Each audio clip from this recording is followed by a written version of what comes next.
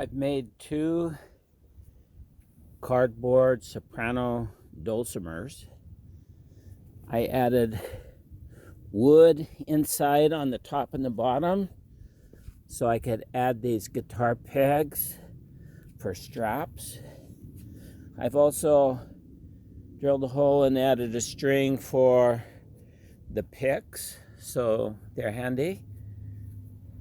And the blue one is a gift for a young man. Had him help decorate it.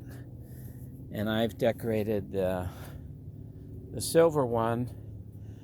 I added additional frets in both of them.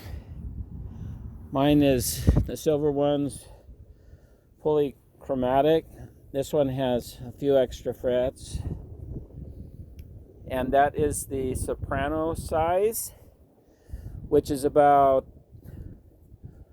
I think, just about 27 inches long.